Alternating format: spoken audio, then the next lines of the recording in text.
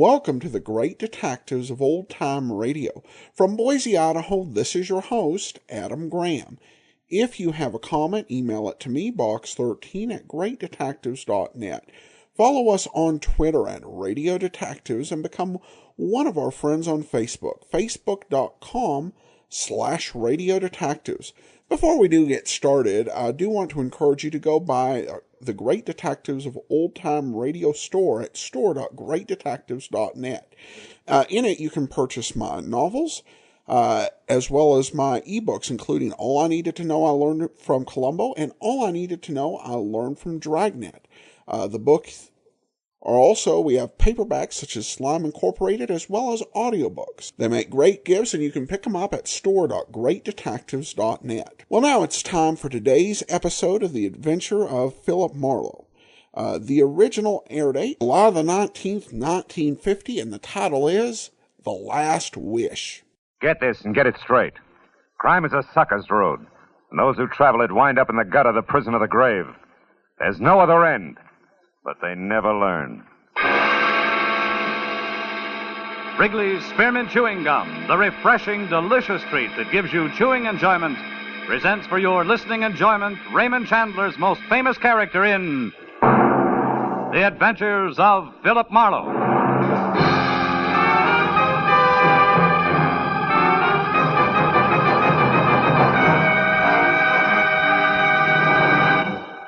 To make every day more enjoyable, treat yourself often to refreshing, delicious Wrigley's Spearmint Chewing Gum. Here's a taste treat you can enjoy indoors, outdoors, at work, or at play. The cool, long-lasting mint flavor refreshes you. The smooth, steady chewing helps keep you fresh and alert. Adds enjoyment to whatever you're doing. Wrigley's Spearmint Chewing Gum. Healthful, refreshing, delicious. Now, with Gerald Moore starred as Philip Marlowe, the makers of Wrigley's Spearmint Chewing Gum are glad to bring you tonight's transcribed story, The Last Wish.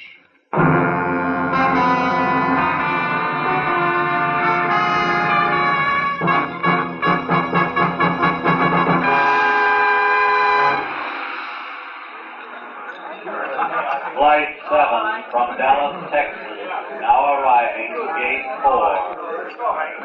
Flight 7 from Dallas. Here we are, sir. Just coffee. Still can't tell you on a running mate, huh? Pie, cake, sandwich. No, honey, just coffee, nothing else. Oh, wait a minute. Make it another coffee, will you? Sure. Oh, Lieutenant, Matthews, over here. Oh, hi, Phil. Hi.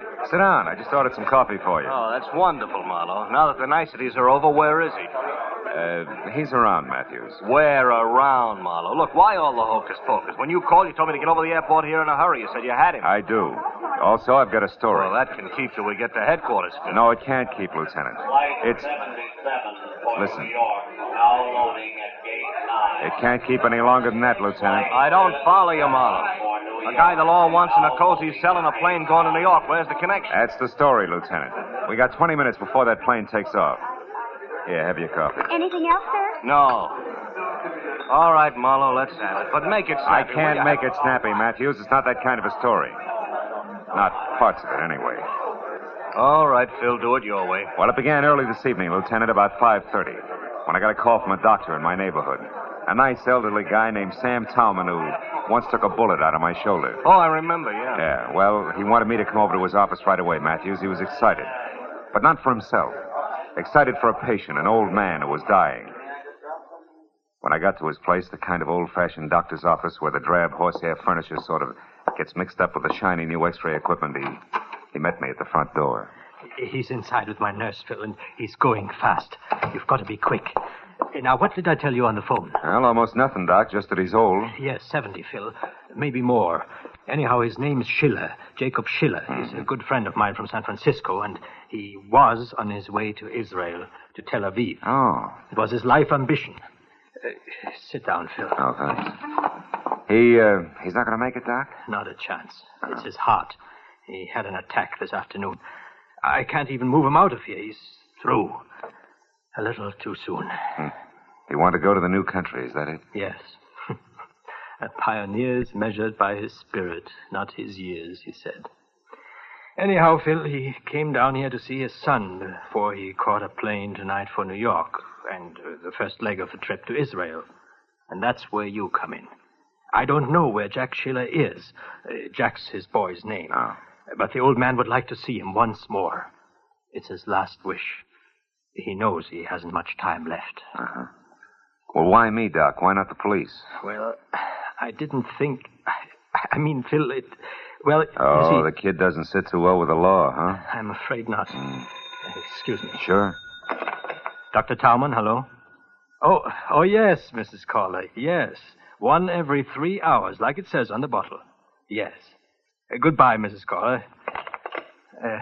Where was I, Phil? Jack Schiller and the law, the reason they don't get along. Oh, well, you see, Phil, Jack came down here to L.A. about 3 months ago, and as his father's old friend, he looked me up. So we had him over for dinner a couple of times. But pretty soon he started coming less and less. And when he did, it was a different Jack Schiller. Smart, flashy clothes, a new way of talking. You know, big shot kind of talking. Yeah, I know. The police are dumb and there's easy money to be made. That kind of talking. And he never would say what his business was, if he had any. But believe me, Marlowe, whatever it wasn't too much on the up and up. And there was some kind of a girl mixed in. There always is. What's Jack Schiller look like, Doc? Look like? Yeah. Oh, yes. Here, Phil. A picture we took of him when he first came to the house. A barbecue we were having. He's about 30 years old. Kind of good looking, huh?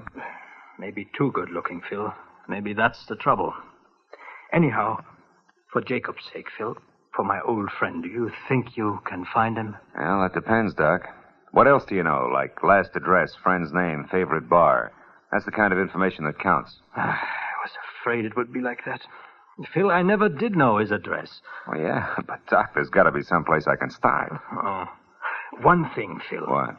Twice or maybe 3 times I saw him going to a fancy apartment house on Wilshire Boulevard, the Sherry Towers. Sherry Towers, huh? I passed it late at night coming from the clinic. I didn't bother stopping to call him. Well, you know, Phil, if he wanted no part of me, I wanted no part of him. And I wouldn't care about him now either, but for Jacob. Jacob's been a good man, Phil. Always. Phil, you'll try? Yeah. Sure, Doc, I'll try. Doc Tallman smiled his thanks without moving his lips, turned and shuffled toward a room behind him. When he opened the door, I caught a glimpse of a lot of cylinders and tubes and gadgets I didn't understand. And something I did understand a little. The almost peaceful face of an almost peaceful old man who was dying. I didn't try to see any more. There wasn't time to waste. I suddenly wanted to get started in a big hurry.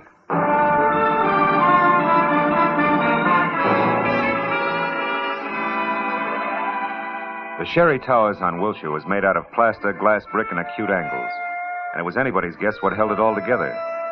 The only person in the plush lobby was a tall man with a red turkey neck who had a toothpick and a cigarette jammed in one corner of his mouth. I walked over to the receptionist. Yes, that's right. Mr. Lederman's car at 9, Mr. Kelly's at 9:30, Washington Gas. That's it, Steve. Goodbye. Oh, yes, sir. Can I help you? I hope so. I'm looking for Jack Schiller. I'm an old friend of his from out of town. I tried his place, and a neighbor said I might find him here. The neighbor was right. Mm-hmm. But you're early. Miss Grant isn't through at the club until 10 at least. Miss Grant? Mm-hmm. Peggy Grant. She sings at the Crown Club. She's the one who lives here. Didn't the neighbor tell you that, too? Yeah, but the way he said it, I thought he was kidding. You are from out of town, aren't you? Yeah, Pitchfork Corners. Well, good night, ma'am. Good night. Look for you later, Mr. Pitchfork. Oh, you big city slicker, you. Huh? Yeah? Pardon me for butting in, but I couldn't help overhearing you. I can tell you something about your friend Jack Schiller. All right, start telling. Well, let's step outside. I'd rather only you heard it. Oh, sure thing.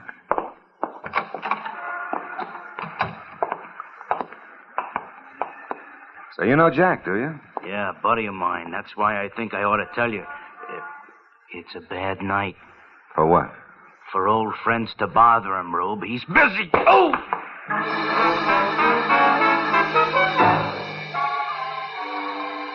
The roll of nickels, it. turkey neck must have had clenched in his palm. Folded me fast. By the time I climbed back onto a pair of wobbly knees, he was across the street into an alley and gone. But I cheered myself up at the thought that it was better this way. After all, with turkey neck coming out on top, I was only a friend of Schiller's from the sticks, so nobody had to worry about. And that thought helped all right. Helped everything from the blood that trickled out of my mouth right down to the side. I hoped it would stop by the time I got to the Crown Club. Good evening. A table for one, sir? No, thanks. I think I'll watch from the bar. Yes. Oh, tell me, Captain, does Ross Holland still run this club? Oh, yes, sir. You are a friend of Mr. Holland's? An acquaintance. Oh, well, in that case, sir, I must insist. A table. Oh. Andre, a table for one, vivement. This way, sir. The chanteurs will be on in a moment, and you cannot see us well from the bar. Uh-huh, thanks. I did want to catch her, a number. But this way, sir. Sir, there is something wrong? Oh, no, I just changed my mind, Skipper. I think I'll go to the bar after all. It was Jack Schiller, no doubt about it. At a corner booth just beyond the bar and huddled close to a girl who was almost dressed in something strapless and spangled and who matched the display poster I'd just seen in the lobby labeled Peggy Grant. I ordered a drink at the bar and then walked it over to a celebrity picture gallery on the wall near them and listened to Schiller, all Now, smiles, darling, raise to the the drink to unhappy toast. end of Mr. George Mancini's squeeze play. And to your letters, back safe and sound in the lily white hands that wrote them. Hey, sweet, you're supposed to drink a toast, not stare it down. Baby, what is it? But, Jack, I'm worried. I do want everything to go right. Why, if you don't go get those letters from Mancini, everything I worked so hard I for couldn't will be catch it lost. all. Everything. But it was easy to fit together. Peggy Grant, who was now going up fast as a vocalist, had once been in love with and under the personal management of George Mancini. A preserved in alcohol combination agent producer was now going down even faster. And although she had never had a contract with Mancini beyond an oral agreement, her old love letters had included enough business with Mancini to drag them into court where they could stand up in lieu of a written contract and thus net Brother Mancini the customary 10% of Peggy's earnings. Baby, And to you say just so look about worried future and leave every engagements little that neither detail of on them me. wanted. I haven't spent all this time cultivating Mr. Mancini at his lair on top of Sweetser Drive for fun, you know. Believe me, doll, we're in. Honest. All right, Jack, if you say so, darling, but will you know the letters I are... know. Love letters. Forget it, Angel. I won't even open them. They belong to a long time ago, and I'm not interested. Now, you go on out there and sing for your supper. I knew that That's once your Schiller own left the stuff. club, he was going to be busy. So as they started to tear themselves away from each other, I figured it was the right time for me to step in. What I didn't figure on was Ross Holland, the king of the Crown Club, standing at my elbow. Hello, Marlowe. Pretty picture, isn't it? Yeah, if you like ingenues with bags under their eyes. I wasn't talking about the one on the wall, Detective. I meant Peggy. You were staring, remember? I do. Your move, Holland. Now, take the chip off your shoulder, Phil. I don't mind if you stare. She gets paid for it. But you pay her. Sure. But also I pay the waiters, the doorman, and so on. That was all you were doing, wasn't it? I mean, staring, window shopping. I'd hate to think you were here on business. Oh, sensitive, aren't you?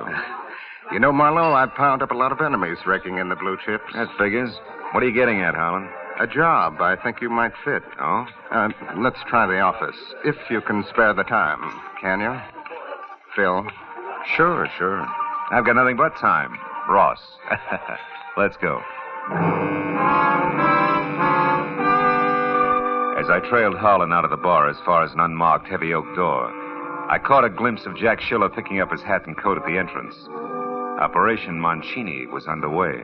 I never get these keys straight, Marlowe. Round key on top, square one on the bottom. You'd think I'd remember that, huh? Yeah, the switch to a revolving door. Oh, well, I like my privacy. So do my boys. Now, go on in, make yourself comfortable. I'll get a couple of drinks going. As I moved into the vault Holland called home, one thought alone stood out in my mind. Every second that mine host wasted was a second that old Jacob Schiller couldn't afford to lose. But finally, when I was just about ready to skip playing it close and take off, Holland came to the point. His proposition that I go to work for his enemies, play spy, and get paid for both parties. That I needed like a weekend in a leaky submarine. Well, that's it, Marlowe. Yes or no? Yes and no, Ross. I'd like to sleep on it. Fair enough? Fair enough. Good night, Phil. Get to bed early, huh? It was all the cue I needed. I bum-joked my way out of his office, hurried through the club to the street, then ran for my car and pointed it for the top of Sweetser Drive in the Hollywood Hills. And the Schiller-George Mancini rendezvous I couldn't afford to miss.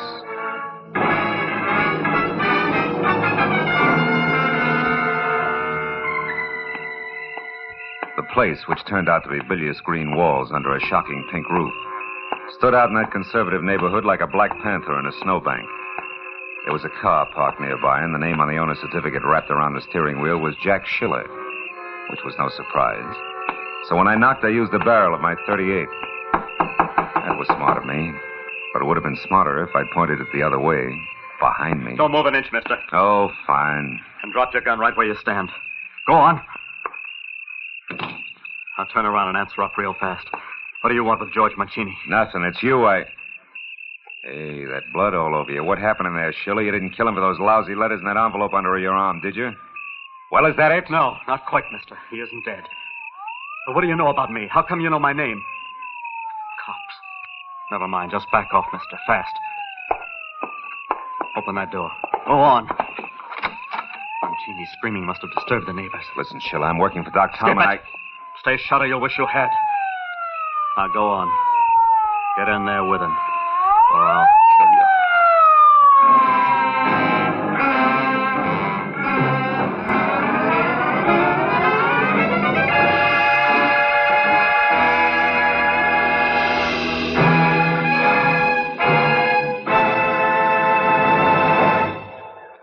To make every day more enjoyable, treat yourself often to refreshing, delicious Wrigley's Spearmint Chewing Gum.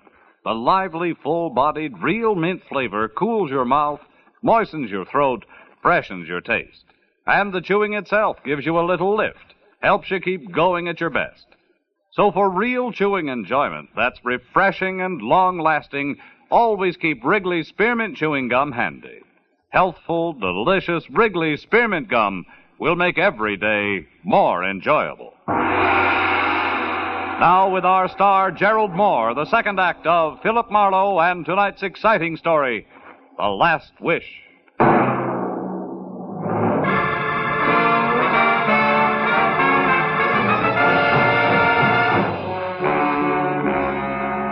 It only took one look at the unconscious pulp on the floor inside to tell me that George Mancini had tried hard to hang on to the letters. Almost too hard. I rolled him over. He was as limp as a slice of raw bacon, but still alive. I just got his shirt collar loosened up when the door behind me opened again. Easy, bud. Marlowe. Hello, Matthews. A little early for a lieutenant from homicide. How come they sent you? They didn't.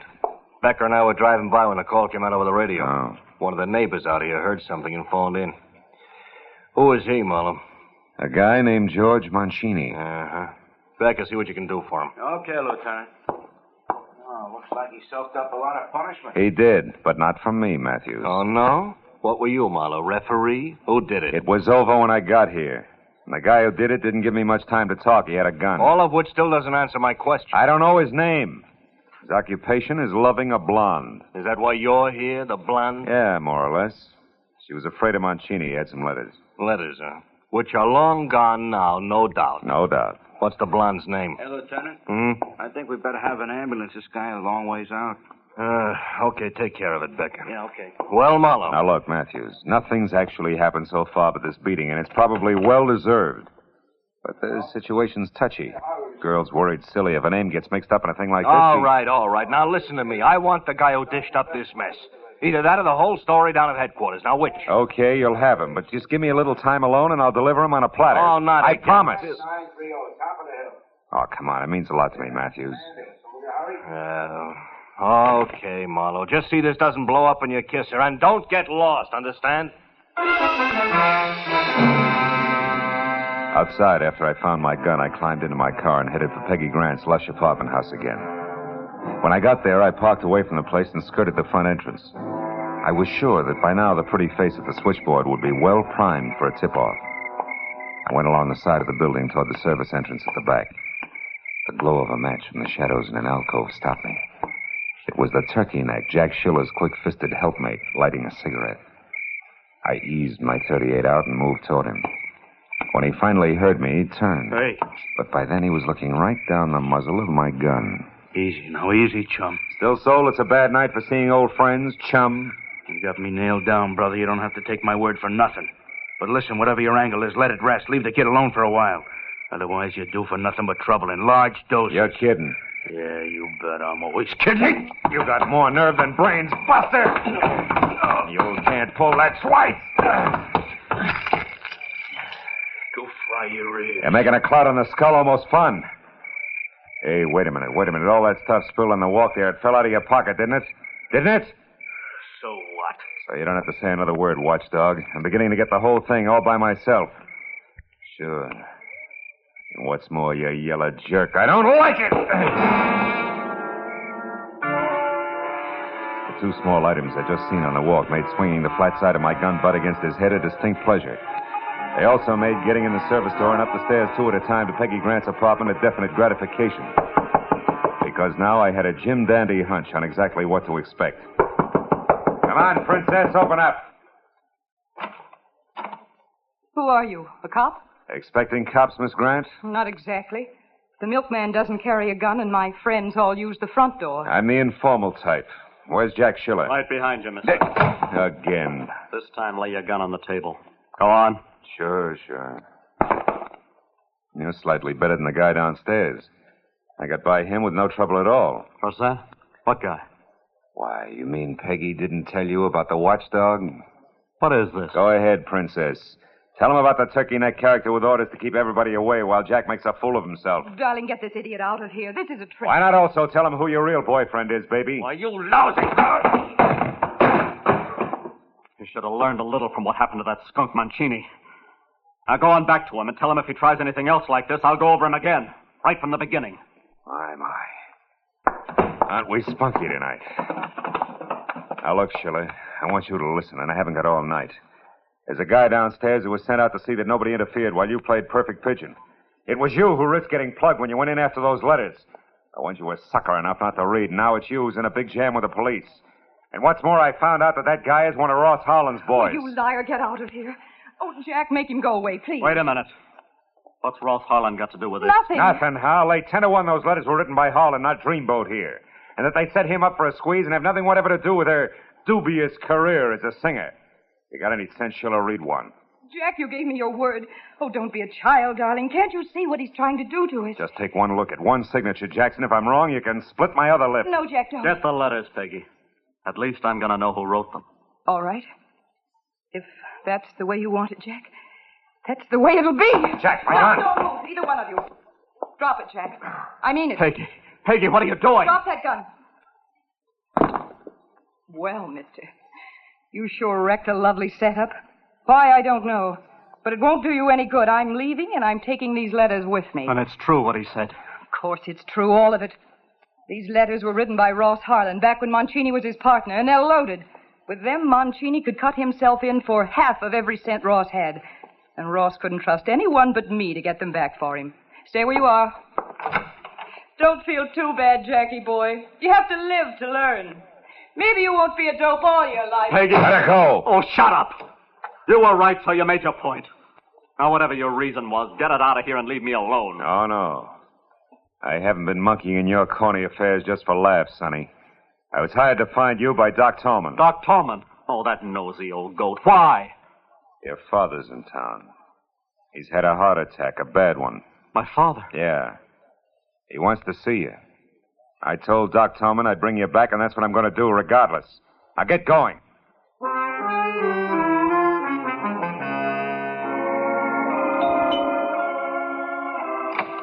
Oh, Phil, come in. I finally got Jack, Doc. Here he is. Hello, Doctor. Where's my father? Back in the bedroom. I'll go right in and see him. Jack. What? What is it? What's the matter? Jack, your father's dead.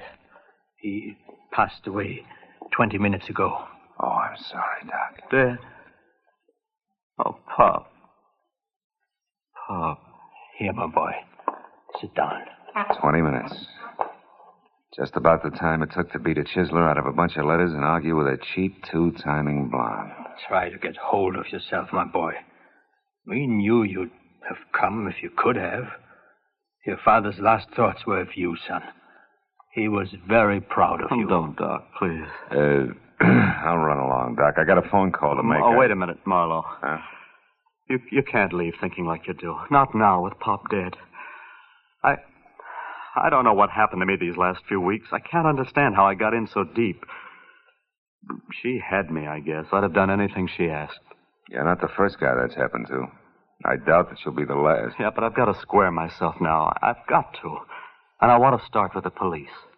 You really mean that? I never met anything more in my life. I'm not really a wise guy, honest. So what's this about the police? I'm in a jam, Dr. Tallman, a pretty bad one. Because you got too much nerve and too much energy. All you need is the right place to spend them.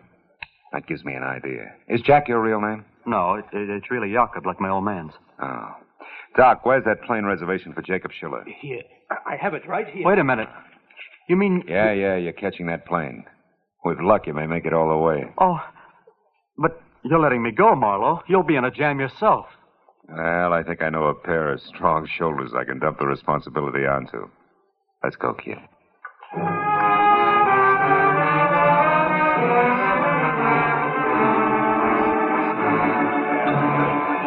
Flight 17 to New York, now loading at Gate 5. Flight 17. Well, that's the story to hear, Matthews. Now loading at Gate 5. Just whose shoulders did you have in mind in that responsibility business? You're wearing them, you lug. Yeah. Oh, give me that napkin, will you? Yeah, here. Hey, just tell me something else to make it all nice and tight. That turkey neck character, how did you know he worked for Ross Harlan? Oh, well, when I slugged him in back of Peggy Grant's apartment house, a lot of junk fell out of his pocket, including a pair of keys on a chain. One had a round head, the other one was square. Oh, duplicates of that set that opened Harlan's double-locked office, huh? Uh-huh. Tight enough, Lieutenant? Yeah, tight enough. Last call for Flight 17 to New York, now loading at Gate 5. They just called a New York flight, Phil. Yeah. Last call. Yeah. You know, I hear they're doing great things over there in Israel. Yeah? Building farms right out of the desert land, that kind of stuff. That's right. They can use all the help they can get, I understand. I was raised on a farm, did you know? Keeps you so busy you don't have time to get in trouble. Hey, Marlowe. Sit down. I'll buy you another cup of coffee. Thanks, Lieutenant. Thanks a lot.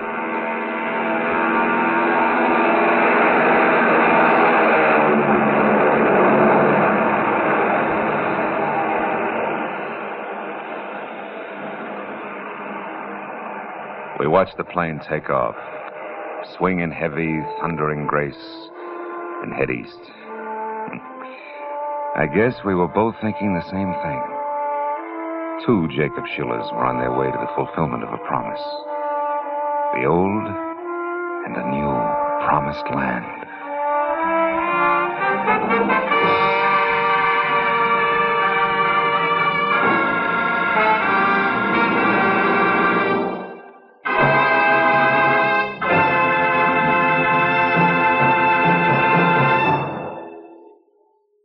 Remember, friends, to make every day more enjoyable, treat yourself often to refreshing, delicious Wrigley Spearmint Chewing Gum.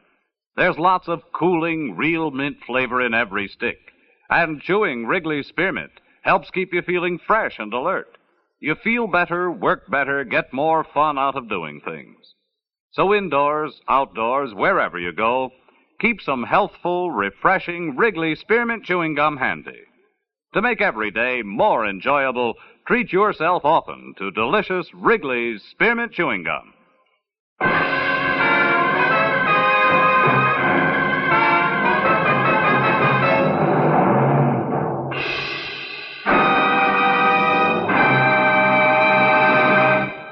The Adventures of Philip Marlowe, presented by Wrigley's Spearmint Gum, bring you Raymond Chandler's most famous character and star, Gerald Moore.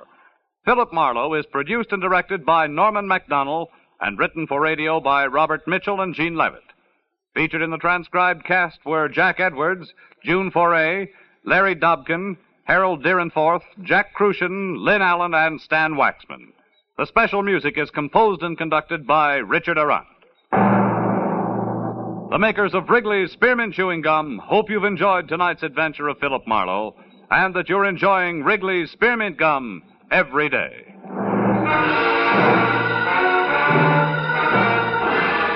Next week, Philip Marlowe will be heard on Friday evening, so we invite you to be with us next week on Friday when Philip Marlowe says... This time I found an old friend in the morgue. Watched a man with a burned hand die in a quiet garden and listened to a pathetic killer give up. All because a little glass donkey came to town.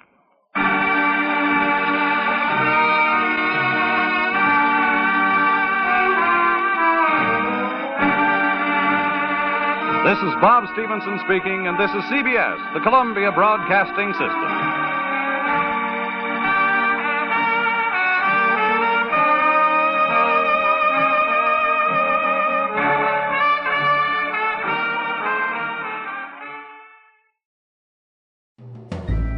This is Andrea J. Graham, author of the Web Surfer series, Oh, and a Madam's Wife. You're listening to the Great Detectives of Old Time Radio.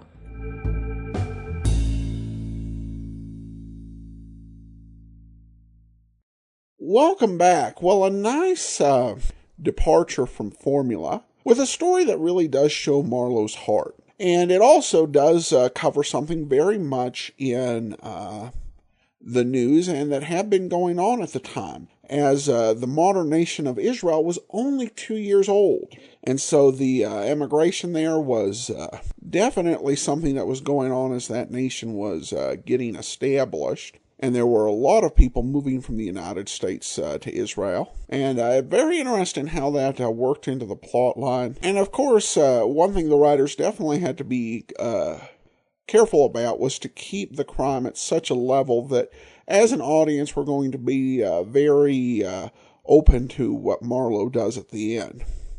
All right, well, on to some listener comments and feedback, and we have a couple comments regarding Philip Marlowe. And we have this comment from Mark, who says, the writing style for Marlowe introductions is fantastic. Does the style originate with Chandler himself or the radio adaptations? Well, good question, Mark. It really does originate with the radio show. To me, it reminds me very much of, if you've ever read original paperbacks from the era, it reminds me of the little inside teaser blurb. You might see this on some more modern books, but it was very prominent during this era. You would turn the page and you would have this really brief snippet that would grab your attention and get you to want to read more. And this very much serves that function. Of course, that's not something that Raymond Chandler would have written even in his own books. As a writer, this is the most hard thing in the world to write. And I don't know why. It's very easy to write, relatively so, to write a 100,000-word novel, but ask me to write a 150-word description. Now that's a challenge. And I think that is actually the case for most writers. So publishers have other writers to do that sort of thing. But that's what the intros really do remind me of. And while I can't say for sure that's what they're going for, it's a possibility. And Johnny says, I just started listening to Philip Marlowe. Great show. Well, thanks so much for your comment, Johnny. And that will do it for today. Join us back here for Nick Carter. And then next Wednesday, another episode of The Adventures of Philip Marlowe. In the meantime, send your comments to box13 at greatdetectives.net. Follow us on Twitter.